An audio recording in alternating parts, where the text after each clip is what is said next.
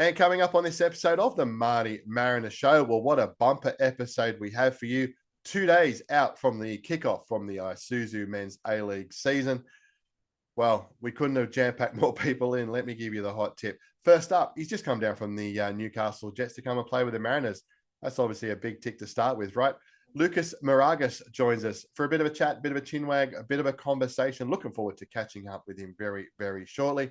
We've also caught up with Mark, who's the chairperson from the Central Coast Mariners Official Supports Club. We're going to talk to him about, how he became involved with the Supporters Club, how he got involved with the Central Coast Mariners full stop. We'll have a bit of a chat about going down memory lane as well. A few memories we'll come up with there. Looking forward to that. And to round things off, well, we couldn't have a show before the season started without having a panel show. And wow, what a 7 to 14 days it has been at the Central Coast Mariners. And a couple of blokes who are no stranger to the best in the business, Coast FM 963, the 18. One's a former member, one's a current member. And looking forward to having a bit of a chat with these guys too. Michael Komet and Dan McCamley join me very, very soon. And as I said, we're going to talk very in depth about this last 7 days or so at the Central Coast Mariners. Interesting times, my friends. Interesting times. Well, Mr. Mauragis, he is waiting in the green room. He wants to come on and have a bit of a chat. Let's not keep him waiting any longer. Let's get this whole thing rolling. 2 days to go before the season starts.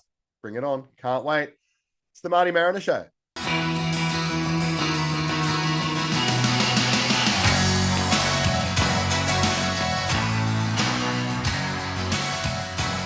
And welcome back to the Marty Mariner Show, this massive pre-game entertainment that we're bringing you with a game at the end of the week at, of course, Industry Group Stadium, Gosford, Friday the 18th against Melbourne Victory. Who'd have thought the grand final will be coming back to us so soon? And well, what a game we're looking forward to. And I actually can't wait to see this guy making his domestic game debut, hopefully, out there. Lucas Mauragis, how you doing, mate? Welcome to the Marty Mariner Show. Yeah, thanks for having me, Marty. Glad to be here. Doing well, thank you. That's the way, mate. That's the way. And is there still a bit of a buzz around at the moment? Like the reason we got Melbourne straight up at home, it just seems ironic, doesn't it? It was a grand final. Doesn't seem like that long ago. And here we are back again. I know both teams will look a lot different, but has there been a bit of a buzz around the boys this week about here we go again? Yeah, definitely. We're all pumped and we're all very confident going into round one against Melbourne Victory. So, yeah, we're all confident that we're going to put on a good performance and a good show for the fans. Yeah, absolutely. No pressure at all, mate. But the last time we got the win, so it's Yeah. no pressure that, mate. Let's start with yourself. What's your first footballing memory of the round ball game? Um, I think my earliest memories would be in the backyard with my dad, just kicking the ball. We used to always just kick the ball to each other and try little skills and things like that. So I think that's where everything really started for me, which Yeah, is one of my earliest memories for sure. yeah. And was the first club, was it at Marimbula, the Grasshoppers? Was that the first club that you played for? Yeah. So we started off at the Marine Grasshoppers. I was there until I was about 12 or 13. But yeah, that's a small town on the south coast of New Yeah. South Wales. Um, yeah, and that's where my first club was, and um, we had to relocate because obviously there's no football down there other than the Grasshoppers. All right. Okay. So pretty much the dominant club, right? Yeah. Take it on. And because I know, like, down from Canberra way. So how did it go for you from there? So progressing through the junior ranks, obviously developing a love of the game. From the Grasshoppers, where did you lead to from there? Yep. So once we wanted to take my game to that next stage, by that age I was, determined to be a professional footballer and make a career out of it. So we had to take a pretty big commitment. The closest city there was Canberra. And I trialled with a local under 14 side, Tuggeranong United. Yep. And yeah, I got into the team and I was traveling, I was commuting twice a week. It was 3 hours there and 3 hours back to train once and to play a game on the weekend. So that was just in the under 14s NPL. And yeah, so that was the beginning of it. Yeah. And have you always been a left back? Has that just always been the place you've been? Because you seem to me someone who loves getting forward. You seem like you got that inner winger type play in you. Have you always played at the back, or have you had opportunities to go No. forward? Yeah, so the when I first moved to Canberra on that trial, I was a number nine, Right. and I was playing number nine there in the NPL. I was getting top goal scorer and things like that. Right. And then I then signed for the Canberra United Yeah. Academy, which was there. They're sort of the professional academy in the area. You know, they had everything leading up into the youth league, and they didn't have a senior team. Yeah. But I moved then to a left wing position, and I was there up until I had my first training session with Newcastle Jets in the senior side as a youth player, and they put me as a left back, and yeah, I was doing all right there, and I've been there ever since. Yeah. But you can't keep going further back, mate. You'll be in goals the way that you're going if you keep moving Yeah, any further back. And yeah, scoring a few goals at number nine. Have you let Alu Kual and Edo, boys, you guys aren't putting them in, I can get this job done. yeah. No, I haven't talked about that. I think it was too long ago that I can't really tell them about it. So no, I I reckon you haven't. can, mate. I reckon you can. I reckon knowing these fellas, I reckon, yeah, get in their ear about it right now. They'd love to hear from you and stuff like that.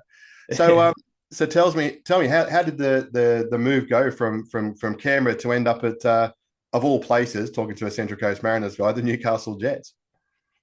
Yeah, so I was playing football in Canberra, and I made a connection with Andy Bennell, which is a familiar name here.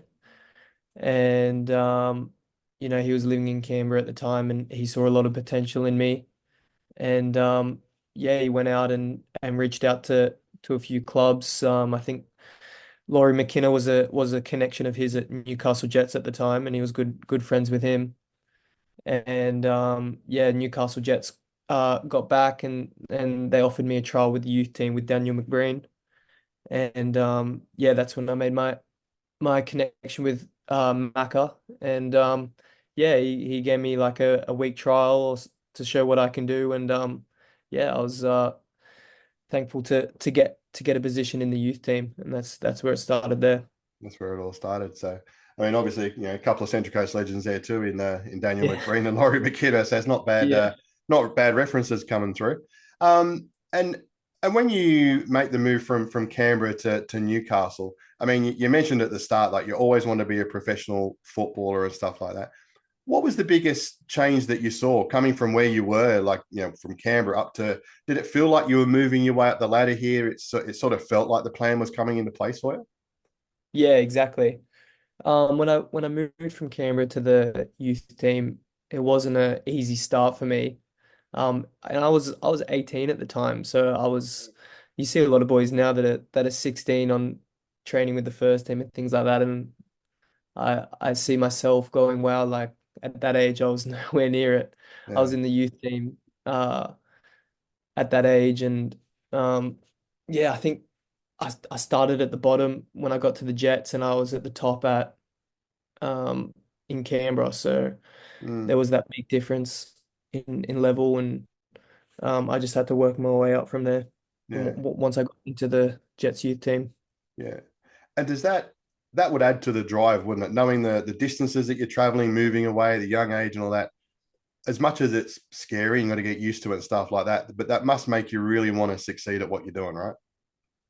yeah, exactly. I think once I made that commitment at a young age, and my family made that commitment, obviously from originally commuting to Canberra, and then I ended up relocating when I was about 14, Mm, moving there permanently when I was 14 or 15, and there was a lot of sacrifices I already made. So it gives you that motivation that, yeah. you know, you got nothing to lose now. Like you've made all these sacrifices, you know, Yeah. um, just keep going. Yeah. Keep on going. And so you made your debut for the Newcastle Jets. What do you remember about your debut in the A League?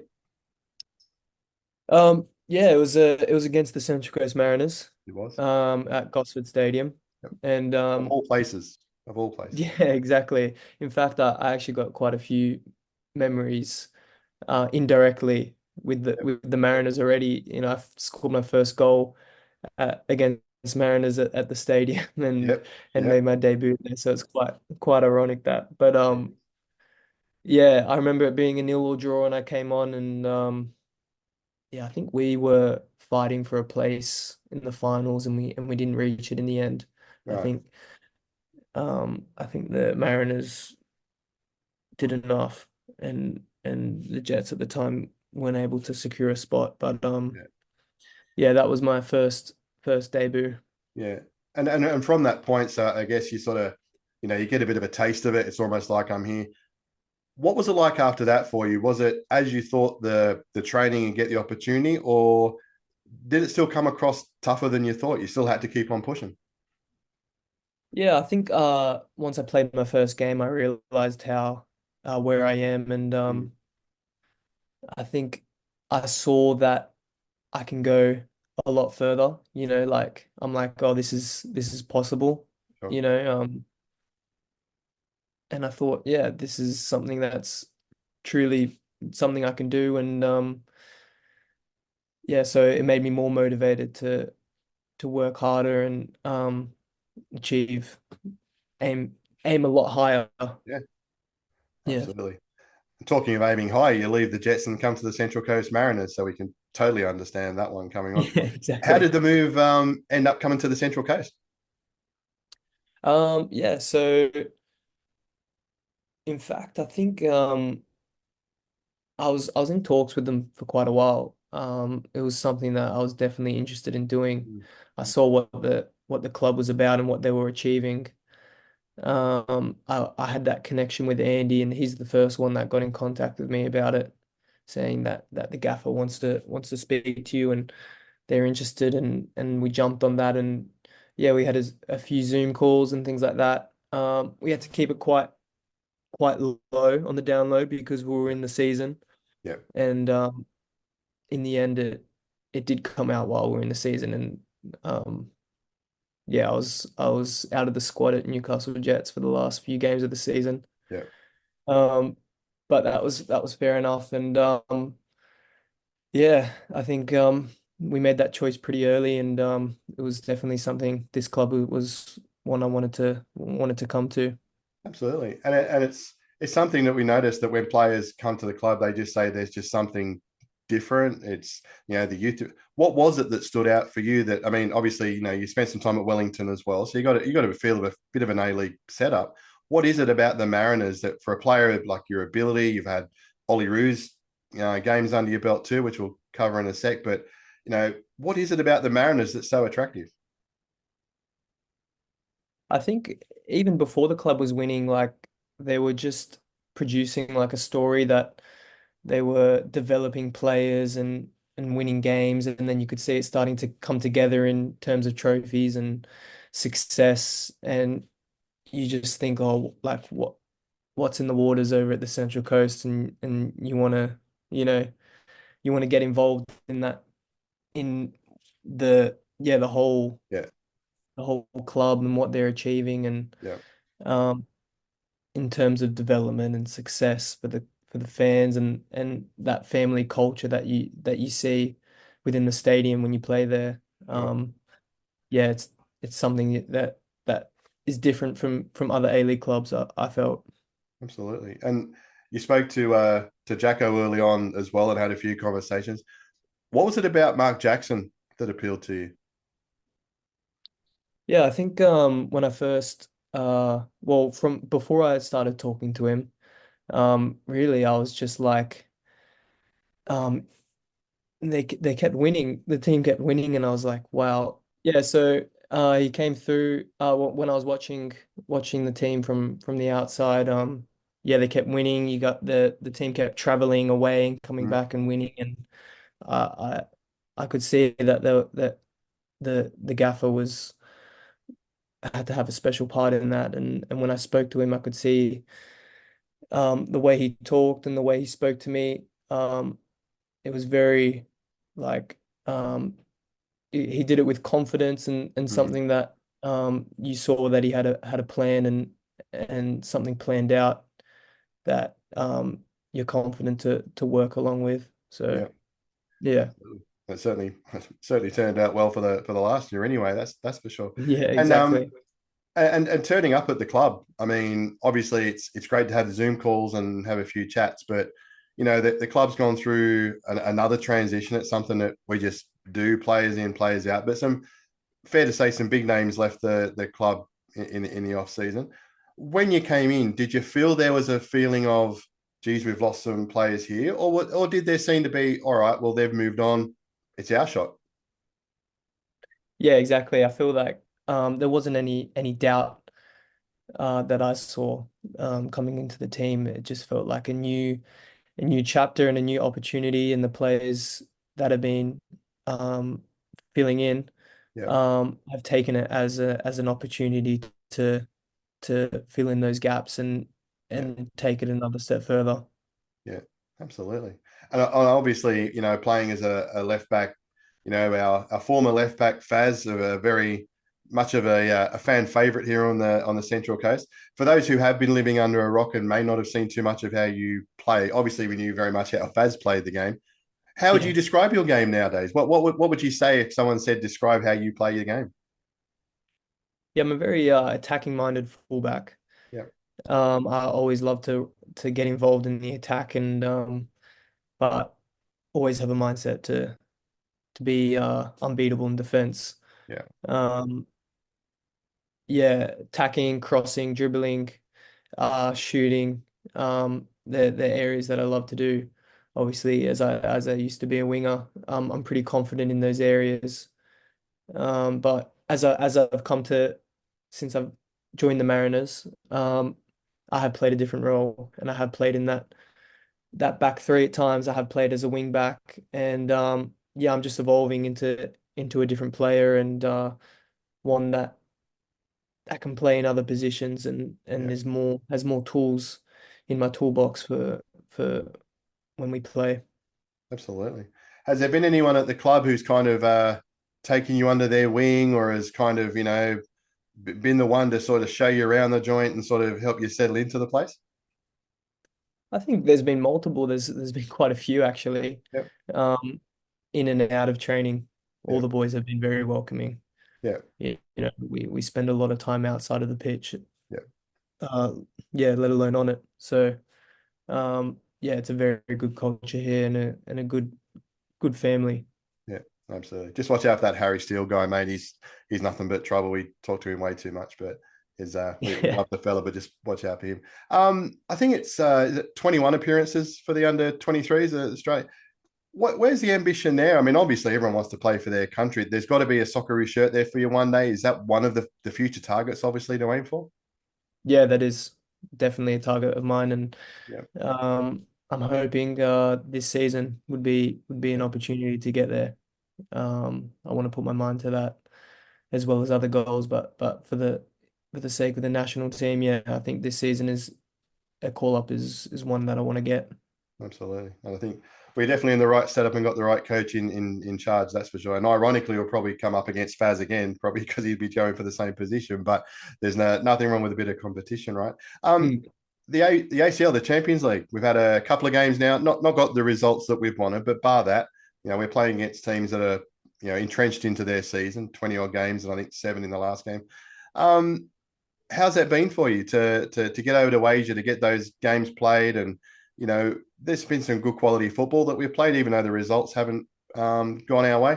How have you found sort of settling in? And probably been a good thing for you, right, to actually get those games under your belt before the season starts domestically.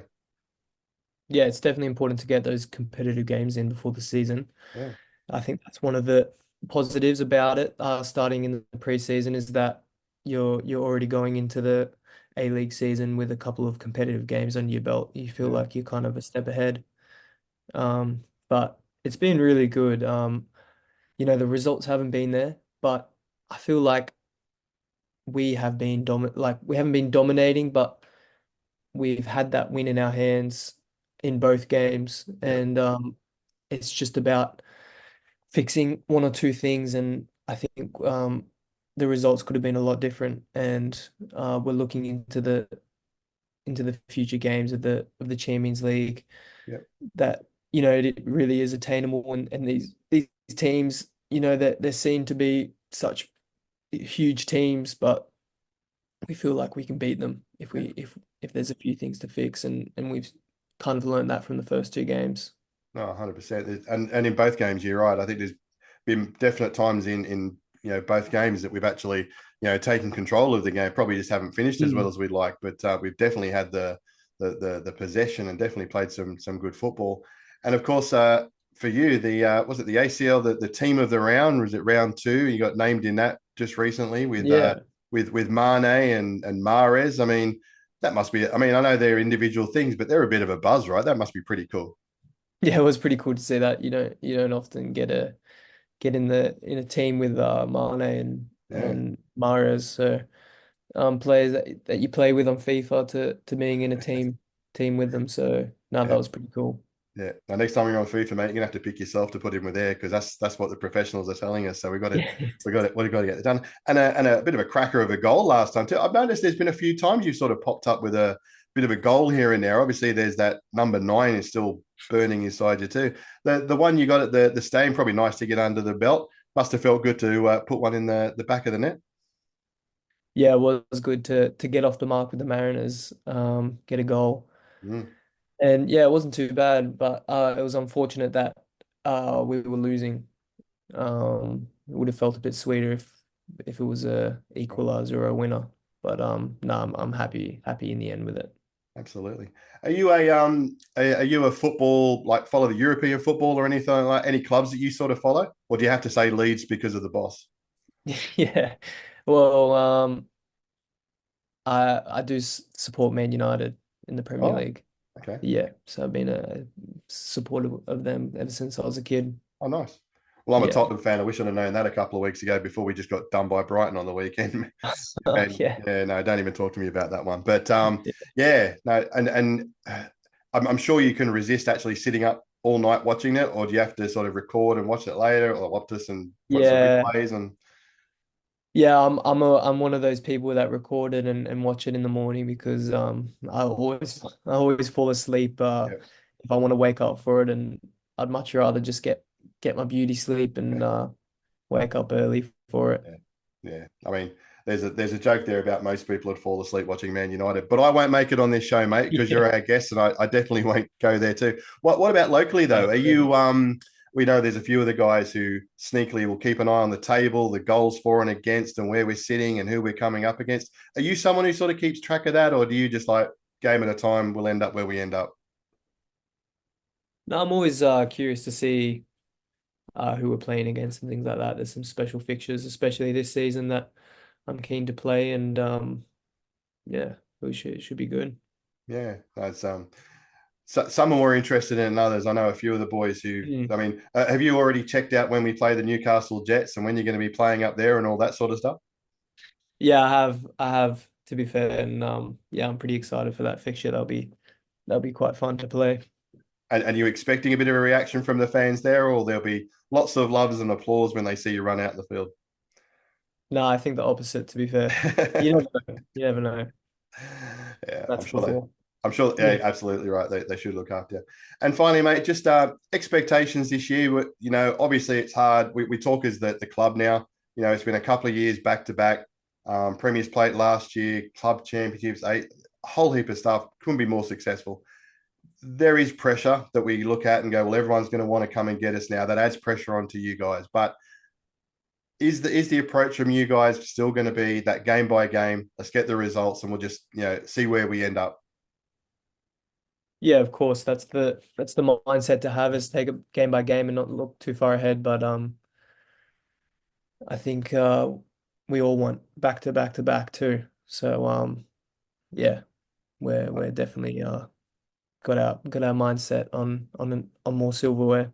Absolutely. Fingers crossed we'll get the merch ready already, mate. So that'll be Yeah, fantastic. exactly. Mate, it's been great to catch up with you and have a little bit of a chat. We really appreciate you taking your time to come and have a chat with us. Hopefully, we get to catch up with you again during the season. All the best against Melbourne Victory on Friday night and for the season. And Yeah, we'll catch up with you again soon. I appreciate it. Thanks for your time. No worries. Take care. No worries. Thank you.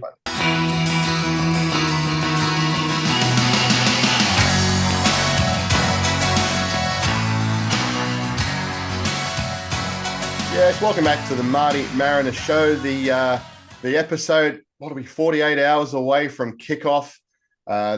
Grand final replay. I can't believe we got a grand final replay in the first round. Anyway, we will get to that in a second too, because I have a very special guest.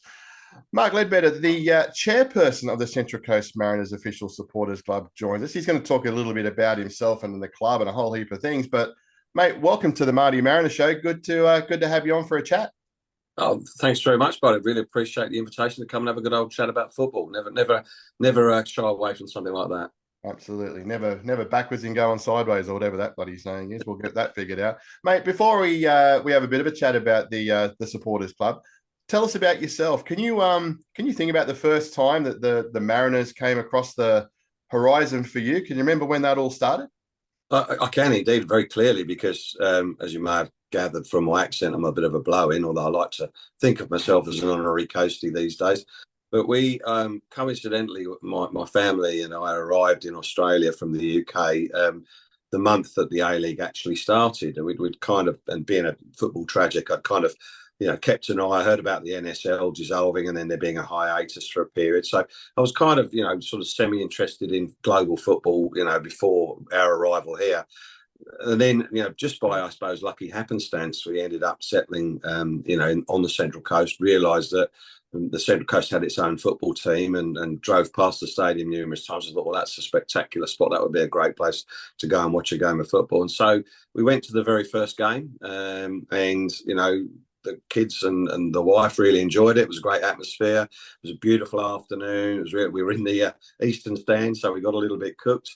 And really sort of got the bug from day one. Although we didn't sign up to be season ticket holders till probably season 2 or 3, but in those days, I seem to recall it was quite well supported, and it was quite difficult. Well, not difficult to get a season ticket, but you couldn't pick where you sat because good spots were taken, and so you had to basically put your name down for general admission or whatever, and then move on from there. So it's been a big part of our Australian story, to be honest, and so we feel.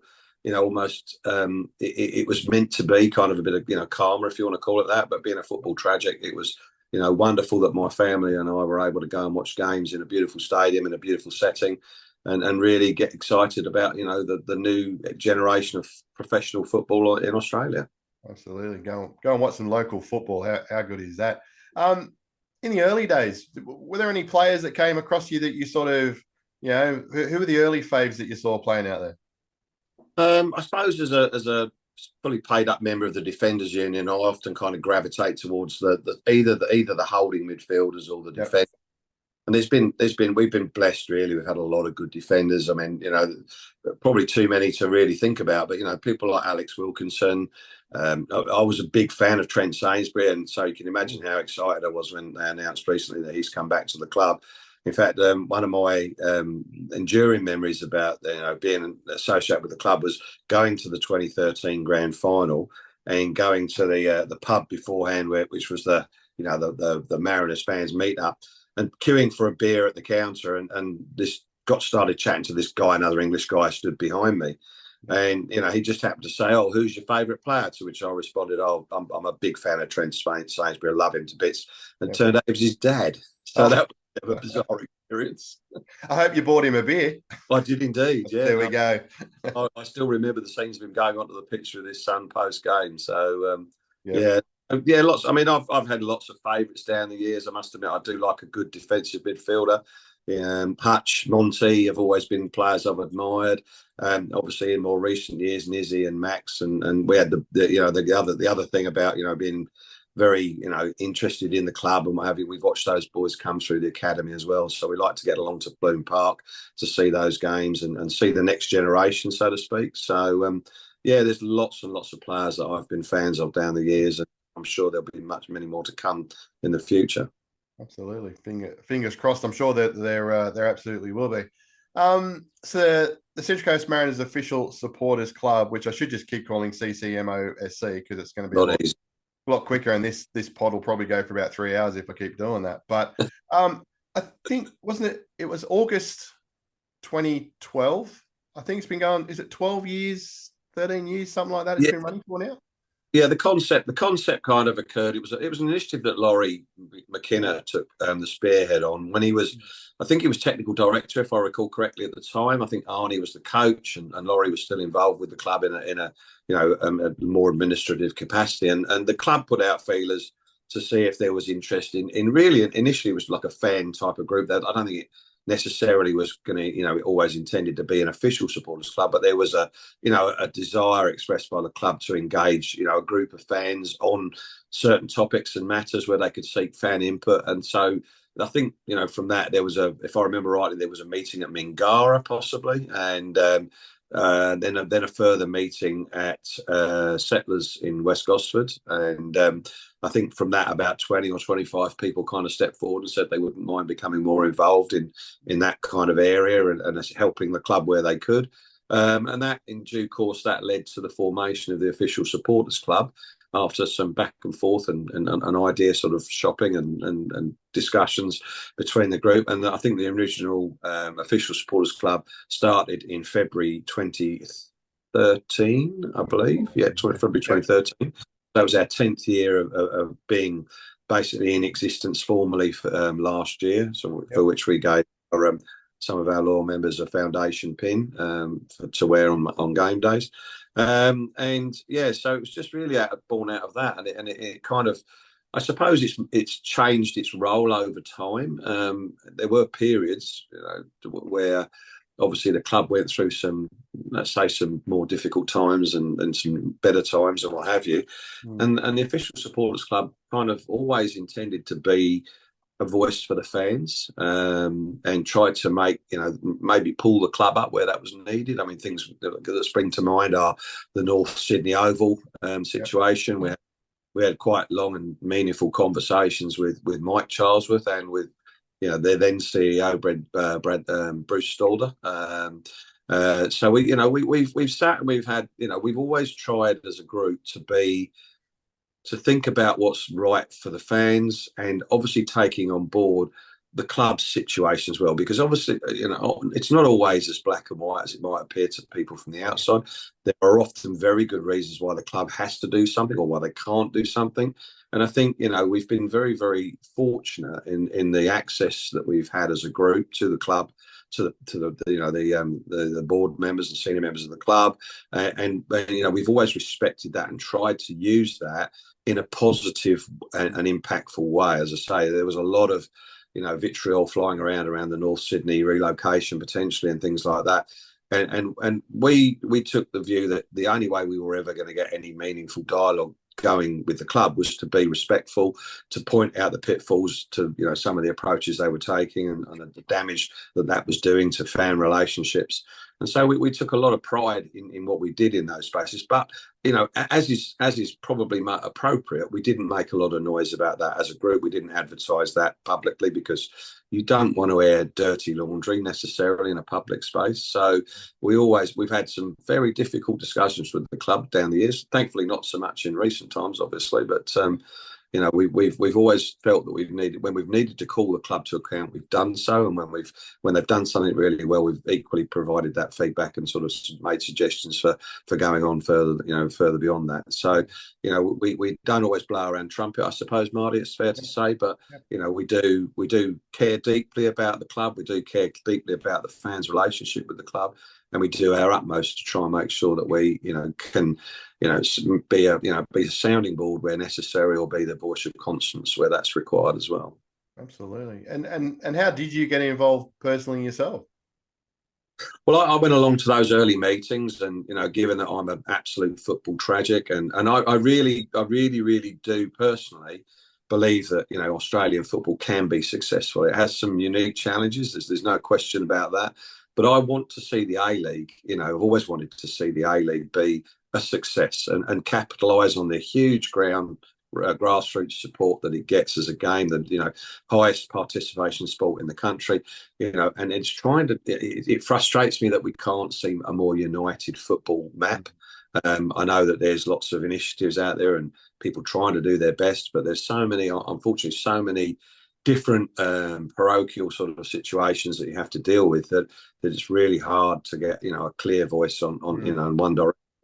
You know, I was in this capacity. One of the things, you know, whilst it is, you know, a commitment from time and energy on our side, all of the volunteers that have been involved with the OSC down the years, it has afforded some interesting opportunities. One of which was I was lucky enough to be invited to the FIFA Congress Working Group. You might recall they came over before the game moved from Football Australia's administration to the APLs, and I was invited to that as a representative of the Mariners Club, asked me to go and represent their fans' views. And it was interesting. We were the only non-active group at that meeting, and so we had a slightly different perspective. We canvassed our members and our committee members on what topics we thought should be discussed.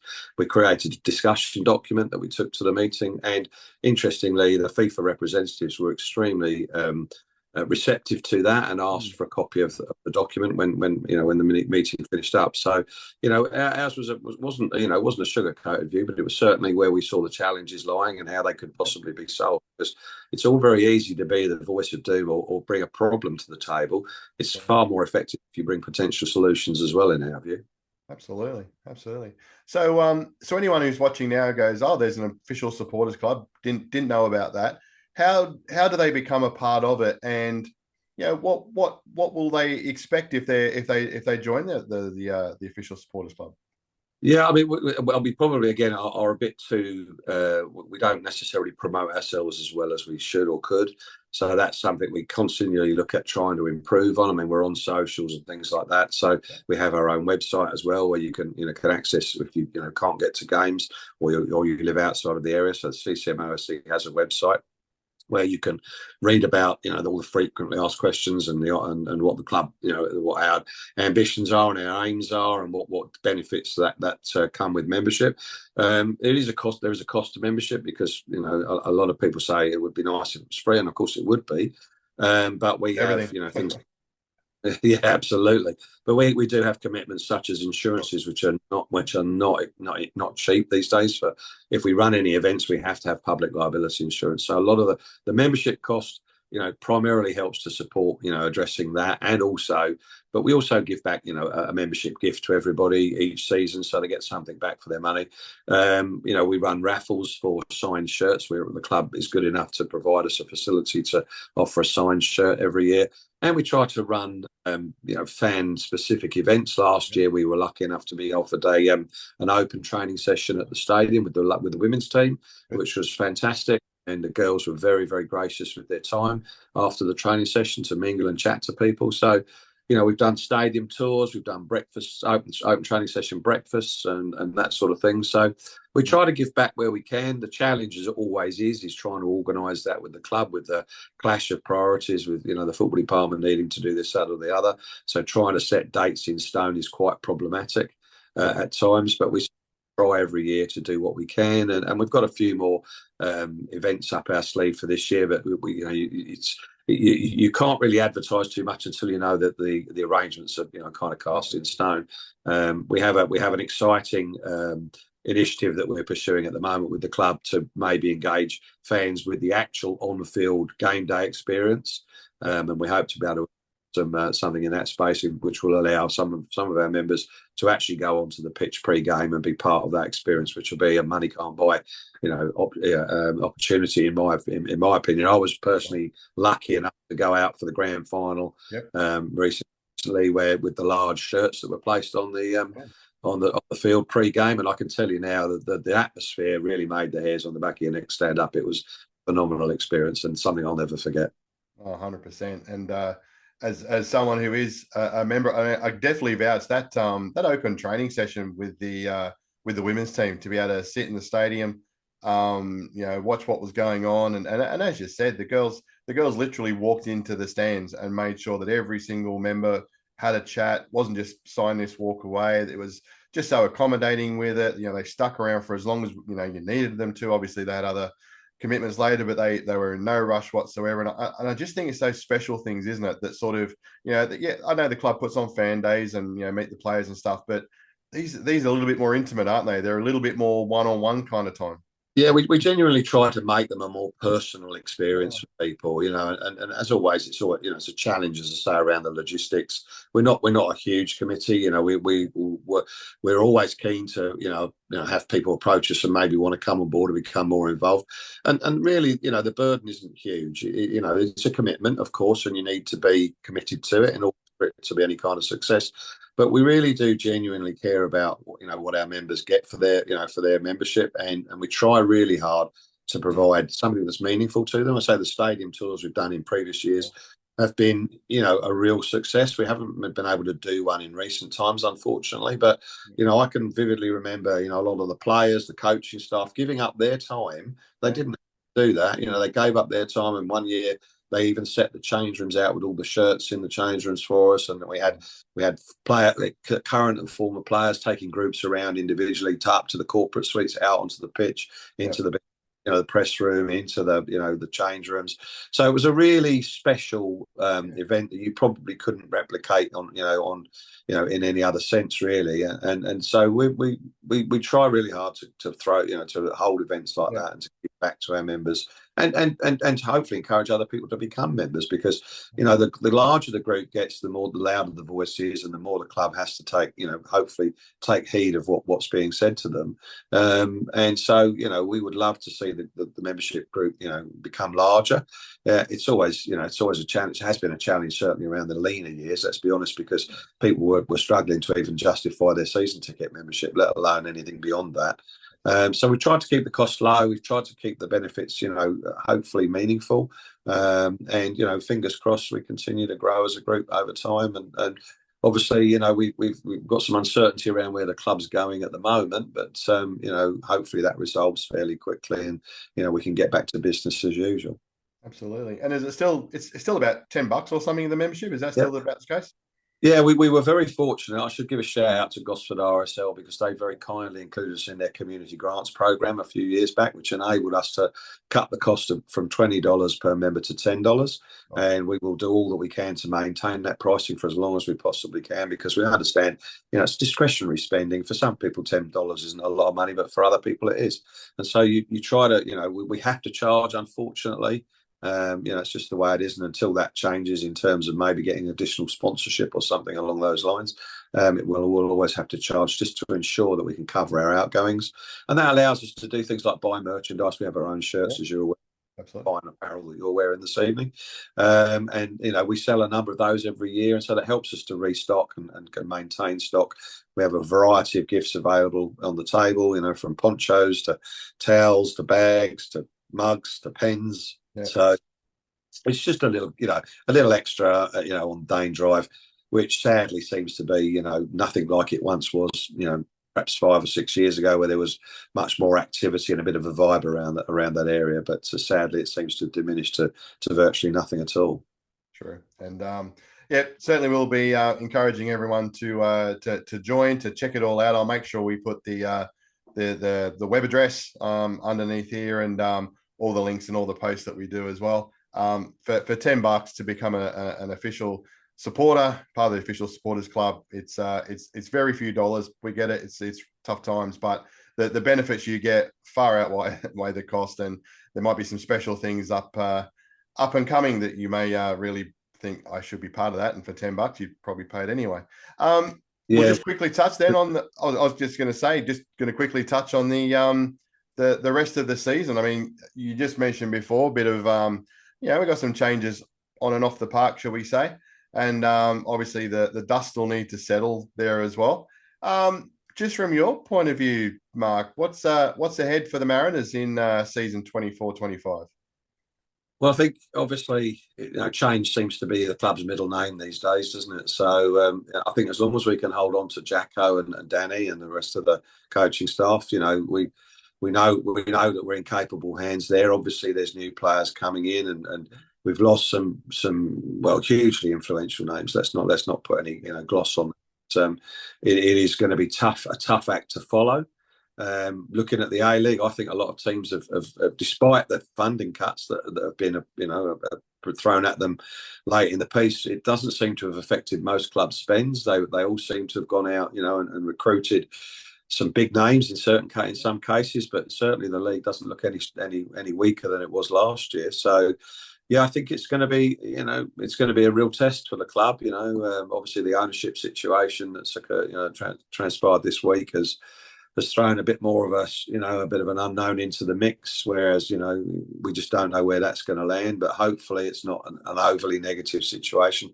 Hopefully Mike Charlesworth continues to fund the club as it needs to be funded, because there's certainly going to be, if anything, a harder year, in my opinion, because you've got the ACL Elite to compete in. And we've seen that despite losing those two first games in that competition, I actually think, on another night, we could have at least got a draw out of both games. And so maybe there wouldn't be quite so much pessimism hanging around that in some quarters. But, it's a big ask for a little club on the coast. I mean, I'm very proud of the way that the club has represented our region for many, many years. And certainly in the last couple of years, it's been an amazing ride. Whether that lasts or not, we just don't know, do we? It's just, I think every season is always going to be a little bit of a lottery, and it's a tough trick. It's a tough trick to replicate success every year when you've got a revolving door of a playing roster, certainly.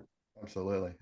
Well, it is all ahead of us, mate. I'm sure we'll be seeing you at every single game. See you out there at Dane Drive before every home game as well. Make sure you go and say good day to the guys. They put in a lot of hours, a lot of work, and I think as fans, we can do the right thing to at least go and say good day. Join up. I'll put all the links in the down below the post. Make sure you contact them if you've got any questions as well. They'll be more than happy to hear from you. And all the best for the season, mate. I'll see you out at Dane Drive. You're going to be there Friday night? Oh, with bells on, absolutely. Absolutely. Well, there you go. He will have bells on as well, and if he doesn't, you can ask him why as well. Thanks, Mark. We'll catch up with you then. Appreciate it, man. Marty, take care of yourself, my friend. Cheers, man.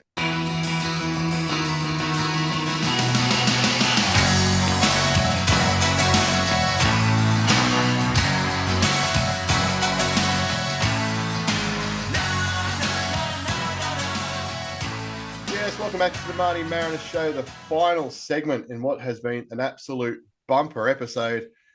And I thought, well, we have to finish it off with a panel. So I put the word out there. I said, I want to get a couple of young fellas who know all about their football to come and join me for a bit of a chat at the end of the show. And unfortunately, no one replied. So I ended up with these characters. But how good's that? Couldn't ask for two better blokes to finish off the show. They're both members, former members and current members of the A team. And I'm not talking about that character, Mr. T in Helicopters and the Jeep. One of these guys is the sideline eye of the year. I gave him that trophy myself. Dan McCamley, how are you doing, my friend? I'm good, mate. And listen, when you're the only one, the word default comes to mind. But listen, I'll take it. Mate, I set you up in the corner there. I threw the pass. You just had to convert. You didn't have to say anything else, man. You were in. Default, the two greatest words in the English language. Carry on. Absolutely, as you were. And this other fella, well, if there's a Hall of Fame for the A team, I don't even know if there is, but he'd be hanging right at the front of it, absolutely, for sure. Mick Komet, how are you doing, my friend? Great. Good to see you, Marty. Don't know about a Hall of Fame. There's only a few of us. And Dan, Luke used to say he was the best in the business sideline eye, but I think you have overtaken him, my friend. Yeah, absolutely. Oh, thanks for that, Mick. Much appreciated, mate.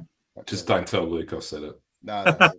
No one watches this show, mate. He'll never find out. Don't panic about it. It's all sweet. Dan's pretty handy with the elbows. I've seen him elbow those Paramount Plus characters out the way a few times, man. He's pretty handy with those.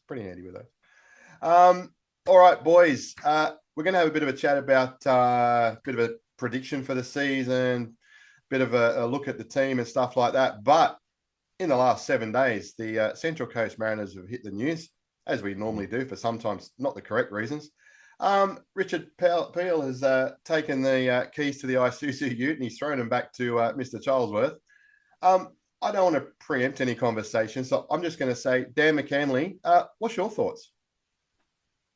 Original thoughts were disappointment, I suppose. It's been a really good run over the last 2 seasons, especially on the pitch, but off the pitch as well. I think Richard's done a pretty good job of, keeping the team on the straight and narrow. I know the decision of Sean Millenkamp to step down was a strange one, and they moved in a different direction there, and Sean did such a wonderful job for the club. But Richard looked like it looked like he was in it for the long haul, and I understand the financials around it and the burden that must put on an owner, but it's disappointing to say the least. Charlesworth's back in the fold. Not that he was ever really gone, but he's going to have his hands back on the wheel now, and it's going to be an interesting 12 months to see what happens. Whether the license gets handed back or an owner can be found. We've seen how other clubs around the league have struggled to find owners. So look, everything's up in the air at the moment. All I can say is a big thanks to Richard for throwing his hat in the ring a couple of years ago and putting some funds behind the club. And, whether it's a coincidence or not, it translated to results on the pitch and a glorious 2 years for the club. So, and good luck to Richard in the future. Absolutely. And Michael Komet, ditto, thoughts?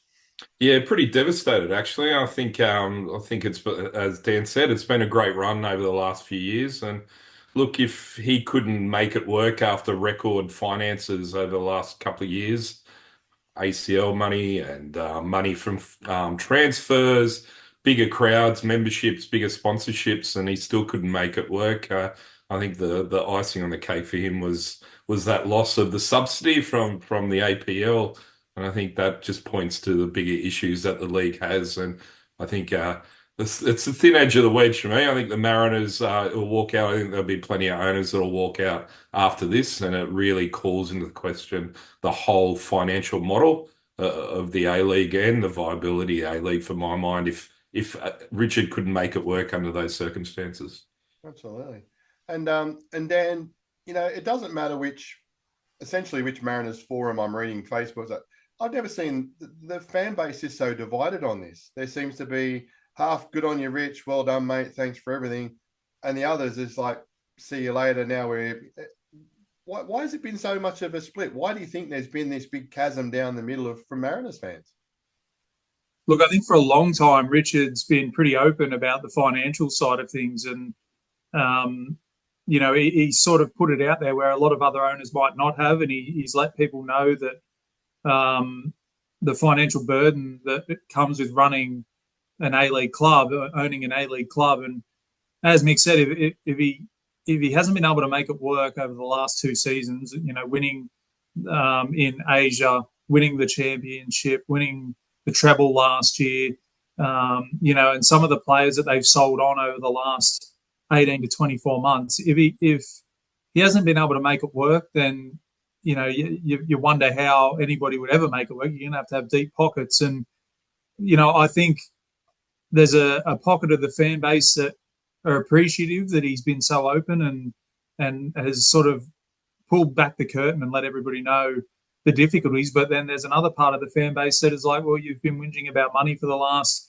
18 months and now it's come to a head and now you're throwing in as Mick said, throwing the keys back to Charlesworth. But look, at the end of the day, 7 million isn't a lot to sneeze at if that's the figure and that's to be believed. It's not a figure to be sneezed at. It is a fair chunk, and I can understand why he probably hasn't wanted to continue on in that role. And as Mick said, with the reduction in the subsidy, it's just made it even that much harder. Absolutely. And Mick, if we're looking now for potential buyers, I'm sure Charlesworth will still be out there scouting the market, seeing who's going to put money in. Who knows where that leads? But if you're a potential, I don't have 7 mil stashed in the bank account. I don't know about you fellas, but if you look at this club and you think, well, look at what they've done over the last couple of years. Look at the setup. Look at the coaches that we've got, the young fellas. Surely we're an attractive proposition. If we're ever going to be sold to someone else, it's got to be now, surely. I disagree with that, Marty. I think that given the state of the A-League, given the state of the finances of the league, and Central Coast is still a very small club, that production lines in terms of the academy is really thinning out. It was in the golden years about 4 years ago we're producing, but it's not producing now. And I really think it's just, maybe potentially an overseas club that might come in and snap it up and then, revitalize the academy, which I think is failing a little bit in that respect, other than a couple of players. But our juniors from 13 to 16s have not produced like they have in the past, and that's going to affect players coming in the future. So I think as a feeder club, possibly a club can come in, but it's a club that needs to, or a person needs to come in and be prepared to lose a lot of money. So it's to me, it's not an attractive proposition in any way. If anybody's got Jurgen's number, Red Bull Central Coast sounds pretty good. Yeah, happy with that, mate. As long as it's not the Central Coast Gunners, mate. Because if that happens, I'm buying a jet scarf. I'm sorry, I'm out. I'm done. That ain't definitely going to be happening. So yeah, I mean, I guess regardless, you wish everybody well. As we've seen a lot of staff turnover. Many beloved members of. I think that's the issue, Marty, is the staff turnover, right? And you say why there's polarized opinion. Central Coast is a very small place, and a lot of that turnover are local Central Coast people who have strong connections on the coast, and they know a lot of people. And Richard was an autocrat, and it's his money. He wanted to do things his own way, and he probably wasn't fantastic with his relationships, and it's probably why he's seeing some of that bad blood out there. Absolutely. And Mick, I mean, obviously, I remember season 1 standing in base 16 then, it all starts out, and I mean, we were a healthier bunch then because there was boxes of celery getting passed around. God knows what all that was about. You don't see that these days. But the community connection, I guess we're talking Laurie McKenna, we're talking it was really, really involved. Do you think we've lost our way over these last 20 years when it comes to that? Because to me, that's just been key. Yeah, I think we've lost a little bit in that respect, but I don't think you'd ever go back to, I would say, the lack of professionalism with the players back then and their interaction with the fans. And, even remember after the Adelaide finals, drinking with the players till 4 a.m. and missing my flight back to Sydney. But, that's never going to happen these days in the day of professionalism. But I think there's a long way to go in terms of what the club has in their relationship with the local clubs, that's for sure. And I went to a meeting the other night with the Mariners, and they're trying to do a little bit more there under the new CEO and the general manager of community there, Anthony. But I think they've done a little bit more with the school, which is great. But I think there's probably more to be done with Central Coast football and the community involved as well. Yeah. And of course, Dan, I mean, as much as we've had a couple of seasons where it's just been fantastic, bring it all on again, we can't forget it wasn't that long ago where we were at the other end of the table struggling. It seems it's not that far away, right? No, and as a Mariners fan, you're always worried that it's going to go back there. As good as the last 2 years has been, there's always that little thing in the back of your mind thinking, well, we've seen how bad it can get. Let's enjoy the good times while they last. And we've had a great crop of players, a couple of good managers. And, even before the 2 titles, a season or 2 before that, we were playing good football. We were making finals. It's been a pretty good run. You just wonder where it's going to go. I know it's off-field stuff that's happening, and we still got Mark Jackson in place, but the squad turnover has been enormous over the last 2 seasons. And as Mick said, we're going to be relying on young players coming through again, and you just worry that maybe those reserves are starting to thin out. But it's the same for every A-League club. You're only a bad season or 2 away, and your fans start disappearing, and the membership start dropping off. Everyone loves a winner, so the Mariners have to do everything in their power to at least stay on track and on the field and keep getting results, because that's going to be important for them over the next 12 to 18 months. Yeah, no, 100%. And well, let's turn to the field, because the events on the field more than anything else, massive turnover in the club. Mick, what worries me is, I mean, you're going to get turnover. That's just how we roll. But what worries me more than anything else is you look at the players that have left, and we're right down the middle. Vukovic, Hall, Ballard, Nisbet. It's the spine of the team that this whole thing was built on. Is that the biggest concern now that we've not only, yes, we've lost quality players, but we've basically lost down the middle of the park? We're going to have to start all over again. Yeah, absolutely. It's definitely a concern. It was a concern last year, but somehow we managed to turn that around. Yeah. I still don't know how, looking back onto it, but I think, Mark Jackson got a lot out of our existing players like Ballard, Nisbet, Farrell, players like that, and Caltech got a lot more than Montgomery did. So I think that collectively was fantastic. It's just all going to rely now, I think, on the quality of the imports coming through, I think, and to be competitive, because we have lost a lot. Whether we can replace that or not, last year I said no, we didn't, but we did, and we got even better. So as long as Mark Jackson's there, you can always hope that there's a possibility that the three-peat is on the cards. Absolutely. And as he said once again when we chatted the other day, trust the process. And I've got no reason to doubt the fella right now. I'll ask you both this question, but Dan, I'll come to you first. Look, we've lost a lot of quality players. I know it's very, very hard to narrow down to one. But looking at who we've replaced them with, looking at the current squad as it is, who are we going to miss the most, do you think? Vukovic. Yeah. In one word and very quickly, Danny Vukovic. He just his experience. You can get away with a lot. You can paper over a lot of cracks in this league if you've got a top shelf goalkeeper. And that's what we've had the last 2 seasons. And look, Danny would probably admit that he started off pretty slow on his return here, but geez, he finished well. And yeah, you just wonder if he could have gone around another year. I think the team really would have benefited from his leadership on the park. I know he's got a lot to do with the team off the park, but, you know, having watched the couple of games so far this season, I think goalkeeper is a need. I'm not sure if they're going to do anything to address it, but geez, I'd be bringing somebody with a bit of experience in. You know, I just think you've lost so much experience through the spine. I think a good goalkeeper can help lift the defence. It can help lift the central defensive pairing. So yeah, for mine, Danny Vukovic. Oh, I think that's vital now that we've lost Sainsbury now for 4 months, potentially even longer in that respect. So you're going to lose the experience there. So I think it's vital. Plenty of good young keepers there, but none of them are quite ready. And we've got some of the best young goalkeepers in Australia. Are they ready to step up? I'm not sure, but also that midfield's a real worry for me. The centre midfield, you had the best pairing there in Ballard and Nisbet, and they just worked so well together. And they were both box-to-box midfielders. And you're looking now, you got Alfie, who's a fantastic player technically, but you got Bradley Tuck, and they're very similar players. And they, you know, I'm not sure that, you know, that's where those two are going to replace what Ballard and Nisbet did over the last 2 years. Yeah. And do you think, Mick, too, I mean, I know coaches are coaches. We all should be, you know, making changes on the run and formations. But with the squad he's got now, do you think Jacko has to make some formational changes to counter what's going on at the moment? For example, does he need to start with 2 6s to help cover this back line for a little while? It's a possibility, and if we know someone like Mark Jackson, he's tactically the best coach in the A-League, with hands down. And we saw that how he tinkered so much last year, and he changed for the better. So I wouldn't say necessarily 2 6s, but that's certainly a possibility. But you know, when Dan said that Jacko says trust the process, I am going to trust him in that, because I've seen tactically how flexible and how adept he is. 100%.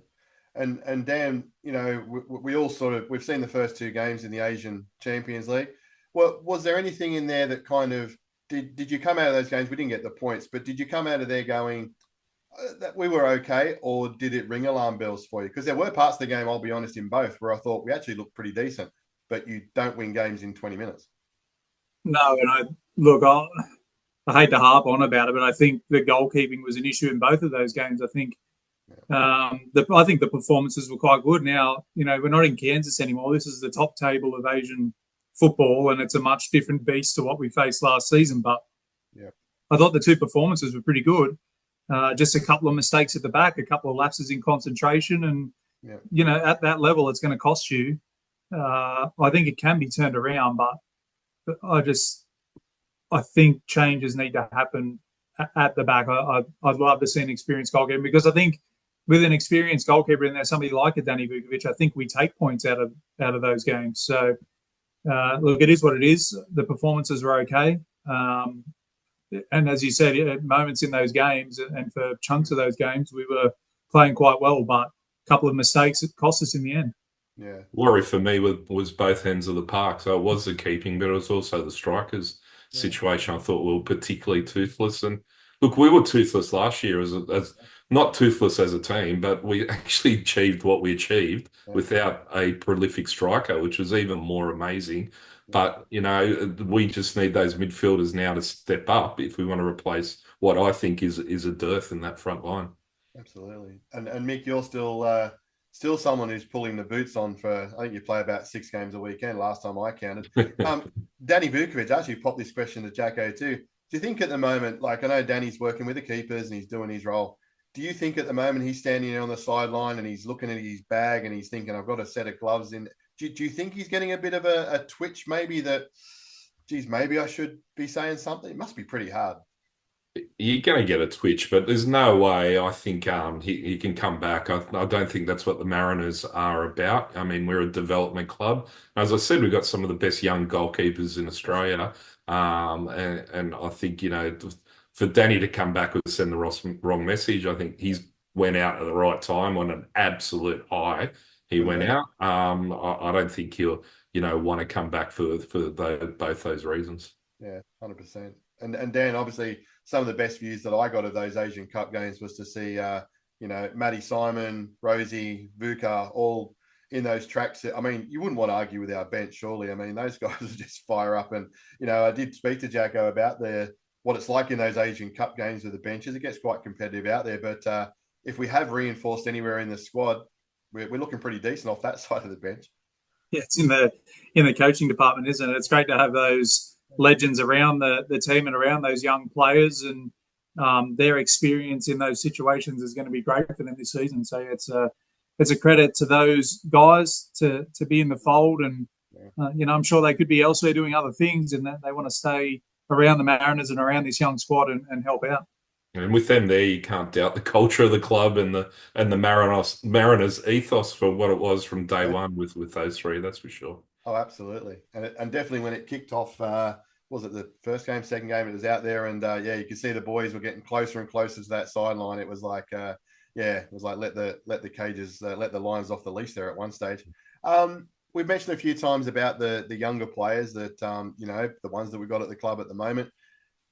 My issue, I'm not sure if we've got the experience around them that will aid with their development. I think, young fellas always need those players around them. But that being said, who's impressed you, Mick? We have got some talent there. There's no doubt about it. Is there anyone in particular who stands out for you?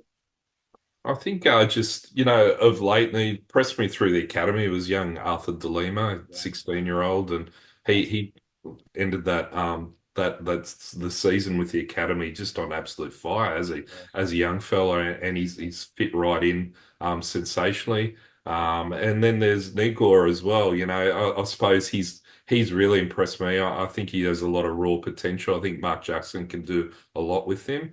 He did come off a full NPL season straight in the A-League. So, I mean, that would be some of the reason why he looked really good. But those two in particular have impressed me. Yeah, definitely. And Dan, anyone else who's sort of stood out for you for what you've seen so far? Yeah, look, I think Mauragis is going to be a great pickup at left back. I think he's been impressive in his first couple of outings. And look, I'm absolutely done in judging these foreign players off one or two games, because how often, like when Benny and Kalolo got here, he looked like a baby giraffe out there. And I'm like, where did they find this bloke? He turned into an absolute gem. Yeah. Same with Mikel Docker. You're thinking, why have they brought this bloke in? And then, 6 to 8 weeks later, probably one of the players of the season from that point on. So I'm done judging the foreigners. Give them a little chance to settle. Give them some time in the first team, maybe that first month, and let's revisit the foreigners who they brought in. But, I think Mauragis has been a great pickup at left back. He's looked really good in his first couple of games. And I really think, I know he's not a pickup, but I think Harry Steele can have an impact this year. If he can just stay on the park and stay fit, I think he's got a big role to play in the centre of the park. Absolutely. And I was going to say, because he's, he came back from injury and got injured again. I think it was up in Brisbane on that shoddy pitch there up at Suncorp was when he picked up the second bad injury. But he was actually rivaling Ballard for who was going to start the game. He was really competing well. And Mick, an in-form, fit Steele can really add exactly that to the midfield. He can add that number 6, if you like, who can really hold it together for us. I think there's a real opportunity now with Sainsbury injured, maybe to bring Brad Tapp back into centre back and put Steele in, and then you'll have that balance. You got that hard grafter, that hard number 6 that'll go and keep winning the ball for someone perhaps like Alfie can do what they did with Nisbet last year, push him up the field a little bit and use the strong technical ability he has to really be a link player with the outside midfielders and the strikers. Yeah.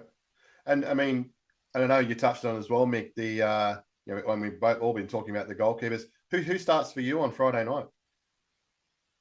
It's an interesting one for me. I mean, I'm still reluctant with Pavlicic in there, and Wojciechowski came on. He did quite well, and Perrick Cullen's been used a little bit as well. So for me, it's a struck match. But I think I would actually just for the moment I would stick with Pavlicevic, and he's the more experienced out of the goalkeepers there. I know he hasn't been strong, but just give him a little bit of time to find his feet. So I would just be a bit more patient rather than burning through him.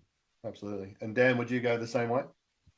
Oh, look, he seems to have been the first choice for Mark Jackson. You're not going to be playing your reserve goalkeepers or your third stringers in the Asian Champions League. So he seems to have been the first choice. And look, maybe I need to take a bit more of a backseat like I did with the foreigners and give this young goalkeeper a bit of time, a few games to find his feet, and hopefully he can kick on and have a good season. Absolutely. And I hope regardless, I mean, if, he's regardless of who starts the game, there's obviously going to be a bit of nerves, the grand final replay, first game of the season, defending champs, all that sort of stuff. So I hope I'm sure the boys will on the field, but I hope the crowd get behind him as well and kind of, give him some support, whoever starts in the one with the gloves on. Mick, what's your expectations this year for a result for the Mariners? I mean, I know it's a massive question. We haven't kicked the ball in anger in the domestic league yet, but for you, looking at the squad, what's your thoughts? I think anything less than a top six would be a disappointment, given that we're back-to-back champions in that respect. I would be happy with a top six finish, to be honest. Last year I would have been happy with a top six finish, but there you go. We were extraordinary last year. So, my expectations is a top six, and it has to be. I think the club probably has loftier expectations than that. I just think the loss of players have been far too great for me, and and there's big question marks on whether we can fill the gap in that respect. Yeah. Dan, what's your thoughts on the season? Look, 12 months ago, and we sat here, and I thought the turnover was too much then, and then we went out and won the treble. So, I'm reluctant to sort of stick the knife in and say, no, they're done for because of all the turnover. But, geez, you just wonder, how many straws it is before it breaks the camel's back. Do I think we'll be competitive in every game we play? Of course we will. Do I think we've got a great manager who, started off slowly last year, but then tinkered around with the team, and then we hit our straps? That's in our favour. We've got the bones of a team that was there last year. I know we've lost a lot again, but there's still a lot of players that were in and around that squad, and you're going to be relying on those guys to step in now and fill the void. So, look, as Mick said, a top six finish would be great. I think we'll be on the edge of that top six. In and around that 5th, 6th position, and we can sneak into the finals and see how we go and try and make it a three-peat. The other thing that'll be just absolutely, I think, impossible to replicate is the peak performance from athleticism that we got out of the players in terms of what they, their fitness and their mobility and the lack of injuries that we had towards the end of the season. I mean, that was all under Bryce. Bryce is now gone. I just don't think we can replicate that, and we've already seen some injuries in pre-season, and to some significant players. So, it just takes one or two injuries to the squad, and it's a thin squad, and that could really hurt performances as well. Yeah, I don't know.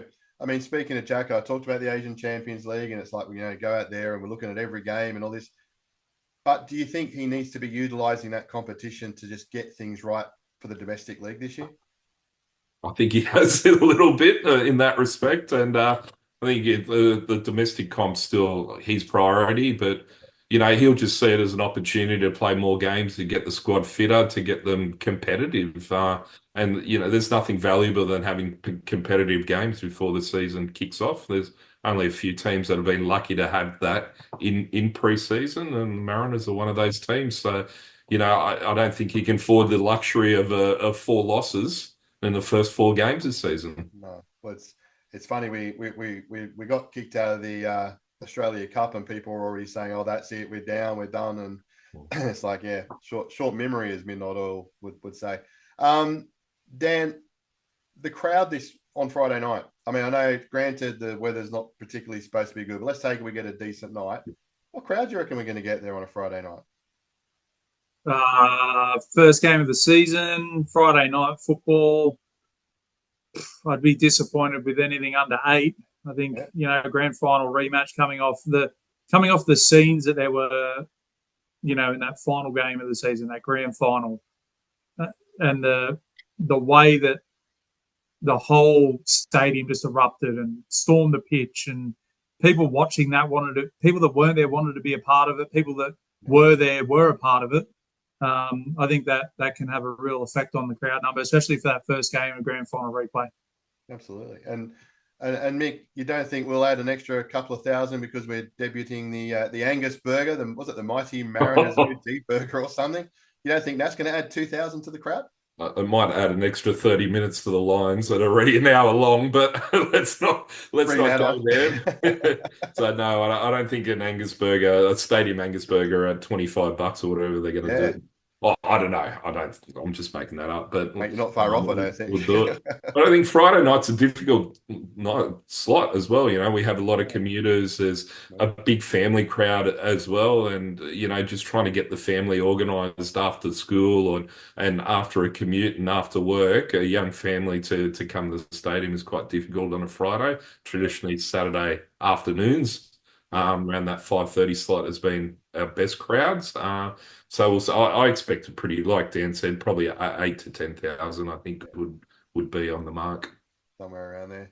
And well, look, let's end on a high because I don't think I've spoken to you on here definitely about the grand final. It's still a blur for me. I honestly was I know the game was sort of the way the game went, but just standing there thinking this is the grand final and look at where we're playing it. It was surreal for me. Dan, I mean, best seat in the house. Has it sunk in yet that we played a grand final at Gosford, won it? The atmosphere was just unbelievable. I still think about it regularly, Marty. To be honest, I'm getting goosebumps with you talking about it. And just as soon as that full-time whistle blew, I think the relief in the stadium coupled with the win, because for a long period in that game, it didn't look like we were going to win that game. Never in doubt, what are you talking about? It was never victory.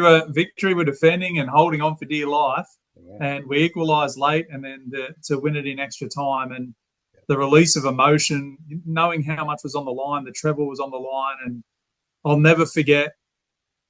As soon as full-time whistle went, I basically ran out to the centre of the pitch, and people were just streaming past me. I remember trying to interview Max Ballard, and he was just getting pulled from pillar to post. And I just said, Max, you got to go, mate, because you're about to get chaired off the ground. He got lifted up on people's shoulders. It was chaos, but beautiful chaos, mate. And it's a night that I'll never, ever forget. No, 100%. And Mick, your memories of that night? I wasn't there, mate. I had FOMO. I was overseas in that respect. This is how much I didn't expect the Mariners to be there. I'd long planned a holiday, but the highlight for me was the day before. I was in Vanuatu and I went to visit Brian Caltech's village and then meet his old man and meet his sister, his family, and meet the soccer club, president of the soccer club, and some young players and all the kids. Yes. And they were all proud, vastly proud of Brian, of course, as you would be, and all excited for the very next night. Absolutely. Well, mate, if you can book like an 8-month holiday to disappear overseas again, the Mariners might appreciate that. Might kind of work out well. And it's funny, Vanuatu too. We were there the early part of last year, and our bus driver, he said, "Oh, you like the football?" And we went, "Yeah." And he said, "Yeah, we've got a player from here, Brian. Have you heard of Brian?" And I said, "Oh, you mean Brian Caltech?" And he was like, "You know Brian Caltech?" And I had a selfie with him like 2 weeks prior for some stupid reason. I went, "Oh, you mean this guy?" And that was it. The guy drove us around for the rest of the day. It was like, you do what you want. He's absolute royalty over there, isn't he? Oh, absolute royalty. And I remember sitting in a restaurant and ran into somehow meeting the trade minister for Vanuatu, who used to play for Vanuatu himself, and I can't remember his name now. And he was saying how proud the whole country is of Brian and how he's really the premier sporting star that they have. Absolutely. Absolutely. All right. Well, I need a prediction, boys. It's round 1, grand final replay. Both teams are looking a little bit different, but it's on the same venue, and it's 3 points up for grabs. Dan, I'll come to you first, mate. Give me a score. Look, I hate tipping draws, so I'll go a 2-1 win to the Mariners. I think it's going to be a tight game. As you said, both teams look vastly different from last year, but big home crowd in. First game of the season. I think the Mariners get the job done at home. Absolutely. Mick, your thoughts? Yeah, a couple of weeks ago, I would have went victory for sure, the way they were coming through. But they've just had their issues this week. Obviously, Azani was going to be suspended anyway, but there's some issues with Kisnorbo and Kisnorbo with Fornaroli as well. So there's some, he's still finding his way and trying to enforce himself as the boss of the squad. And that's causing some issues within the squad. So given that, and they also had a good cup run, so they've had some quality games coming through victory themselves. I'm going to be the opposite, Dan. I am going to tip a 1-1 draw. 1-1 draw, and I'm going with Dan. I think 2-1. I think we'll scrape it. I don't think. I really hope it's not a winner in the last minute like last time. I've got enough grey hairs, man. I don't need anything else like that. But I think we'll scrape it 2-1. I think the boys being back, I don't think they'll want to get off to a good start. So fingers crossed that we can get the job done on Friday night. Fellas, you don't want Edmondson to score a last minute winner and run straight to the victory supporters again, replicate that goal celebration. I think that would be brilliant. That would be awesome. I would. Okay, you got me. Yeah, I'll take that. That would be absolutely fantastic. I mean, God love the fella, but how he walked out of that bit alive, I'll never know. But that was just brilliant, isn't it? It was reminiscent of Hutch in front of the Jets fans throwing the coins at him all the time. It was like he put all the coins in his socks. He did too. How good was it? Yeah, that's just fantastic. But yeah, love the passion of that fella. It was awesome. Fellas, look, thanks for coming in, having a bit of a chat just about current events at the Mariners and the season ahead. Hopefully we get you guys on again sometime during the season. I know, Dan, I booked you out for most weeks. You're just under that cutoff as co-host, mate, so I don't have to pay you for it. So you're welcome. Best of luck. Catch up with you soon. And we'll see you there Friday night. Had a ball. Thanks, Marty. Cheers, Marty. Cheers, mate.